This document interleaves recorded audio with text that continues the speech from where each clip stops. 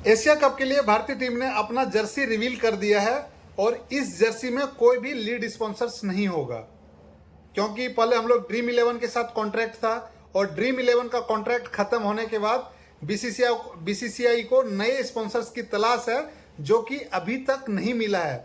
क्योंकि उसका भी एक प्रोसेस होता है कि आप नया तुरंत जाके कोई स्पॉन्सर्स नहीं ले सकते हैं, लेकिन उसका भी एक प्रोसीजर्स होता है। अभी बीसीसीआई 2025 एशिया कप जो है बिना स्पॉन्सर्स के साथ खेलेगी, क्योंकि पहले ड्रीम 11 के साथ हम लोग का जो कॉन्ट्रैक्ट था, बीसीसीआई का जो कॉन्ट्रैक्ट था, वह कॉन्ट्रैक्ट अभी खत्म हो गया है। और जब खत्म हो गया तो 10 सितंबर से हम लोग का एशिया कप में मैच चालू होने वाला है और 10 सितंबर से मैच चालू होगा और 12 सितंबर तक बीसीसीआई ने एक जो डेट रखा है कि कोई भी स्पॉन्सर्स कंपनियां जो है बीसीसीआई को आवेदन का उसका जो लास्ट डेट है, कोई भी आप डिटेल्स दे सकते हो और 12 सितंबर तक दे सकते हो।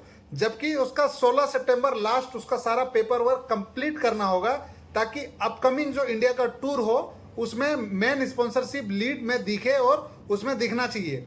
क्योंकि लास्ट डेट जो 12 सितंबर है और 10 सितंबर से ही एशिया कप चालू होने वाला है, तो वो जो गैप था, डेट का गैप था, इसके वजह से बीसीसीआई ने फैसला किया है कि इस एशिया कप में बिना स्पॉन्सर्स के साथ खेलेगी। और एशिया कप 10 सितंबर से चालू होने वाला है, 12 सितंबर तक उसका लास्ट डेट ही है। तो इसके लिए ये कहानी हो गया, क्योंकि लास्ट उसको जो है 16 सितंबर तक कोई भी कंपनी जो बिडिंग करेगी स्पॉन्सर्स के लिए, उसको लास्ट प्रोसेस है 16 सितंबर तक सारा पेपर वर्क कंप्लीट हो जाना चाहिए, तभी बिडिंग होगा।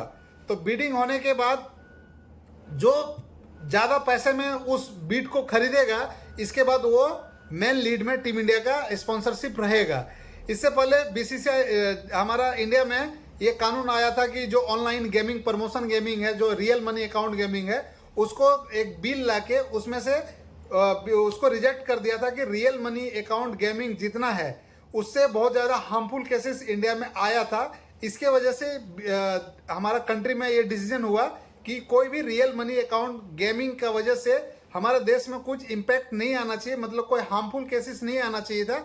इसके वजह से उसको रिजेक्ट कर दिया है और बीसीसीआई ने उसका कॉन्ट्रैक्ट खत्म कर दिया है। और इस बार बीसीसीआई ने भी एक पूरा स्ट्रिक्ट रूल्स बना के रखा है कि इस बिडिंग प्रोसेस में वो कंपनी नहीं भाग ले सकता है जो रिस्ट्रिक्टेड है इंडिया में। जैसे रिस्ट्रिक्टेड क्या है, उसमें भी उसका एक क्राइटेरिया बनाया है बीसीसीआई ने कि कौन सा कंपनी इस बिडिंग प्रोसेस में पार्टिसिपेट कर सकती है और कौन सा कंपनी पार्टिसिपेट नहीं कर सकती है।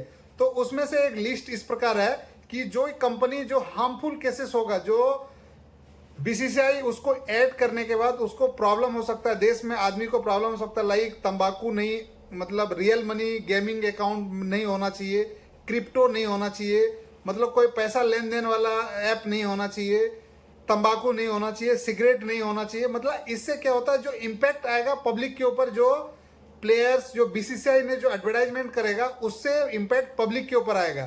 तो इसके वजह से उस क्राइटेरिया में जो फिट है उसको आप बिडिंग प्रोसेस में पार्टिसिपेट नहीं कर सकते हैं। और जो पार्टिसिपेट कर सकते हैं कि जिससे कोई प्रॉब्लम ना हो, कोई भी देशवासियों को कोई प्रॉब्लम ना हो, जैसे मतलब कोई मैन्युफैक्चरिंग कंपनी है या कोई जो अच्छा कंपनी है जिससे हार्मफुल नहीं हो सकता है, उसको आप पार्टिसिपेट बिडिंग प्रोसेस में हिस्सा ले सकते हैं। और इस बार बीसीसीआई ने अपना बेस प्राइस जो है वो भी बढ़ा दिया है। बेस प्राइस बढ़ाने के बाद, क्योंकि बीसीसीआई जो है मेन पैसा जो है उसको स्पॉन्सर से ही आता है, तो स्पॉन्सरशिप में जब मेन उसको बिडिंग बेस प्राइस अब जब बढ़ाएगा तभी तो उसको ज़्यादा पैसा आएगा, और ज़्यादा पैसा आएगा तभी तो इंडियन क्रिकेट में डेवलपमेंट होगा। नॉट फॉर इंडियन क्रिकेट, जो डोमेस्टिक क्रिकेट है वहाँ भी डेवलप होता है यही पैसा से। तो इस बार जो बेस प्राइस बढ़ाया गया है, चलिए मैं आपको बता देता हूँ। बायलैटरल सीरीज के लिए 3.5 करोड़ है एक मैच के लिए, और मल्टीनेशनल टूर्नामेंट्स के लिए 1.5 करोड़ है। तो बायलैटरल इसके लिए है कि बायलैटरल हम लोग ज़्यादा खेलते हैं, क्योंकि हम लोग अभी एशिया कप खेलने के बाद वो मल्टीनेशनल टूर्नामेंट में आ गया। एशिया कप, आईसीसी का कोई टूर्नामेंट हो गया, वर्ल्ड कप हो गया, वो मल्टीनेशनल टूर्नामेंट में आ गया। और बायलैटरल सीरीज क्या है, हम ऑस्ट्रेलिया के साथ खेलते हैं, हम इंग्लैंड के साथ खेलते हैं, या हम कोई अवे कंट्री के साथ खेलते हैं, तो वो बायलैटरल मैच हो गया। तो उसमें क्या है, एक साल में जो उसका कॉन्ट्रैक्ट पीरियड है, 3 साल उसका कॉन्ट्रैक्ट पीरियड है, जो कंपनी स्पॉन्सर्स करेगी टीम इंडिया को, तो 3 साल में 130 मैच होगा बायलैटरल सीरीज। उसमें इंक्लूड मल्टीनेशनल टूर्नामेंट भी है।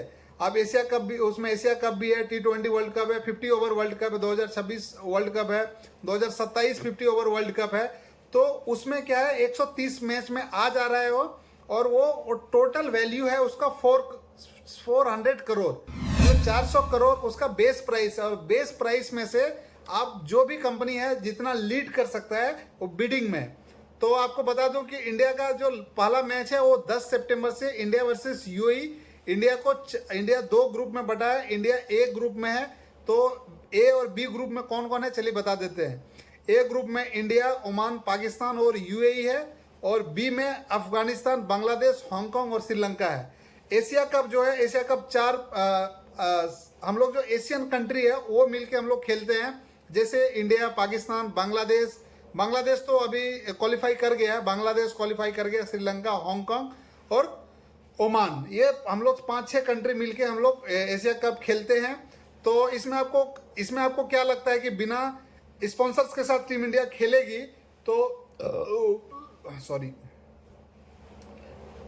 अभी जो एशिया कप है बिना स्पॉन्सर्स के साथ खेल रही है, लेकिन बिडिंग प्रोसेस में कौन मेन लीड स्पॉन्सर्स हो सकता है आप कमेंट में जरूर बताएं। तो इस वीडियो में इतना ही, मिलते हैं नई वीडियो में, तब तक आप अपना ख्याल रखें। वीडियो पसंद आए तो लाइक करें, चैनल पे नहीं है तो सब्सक्राइब करें।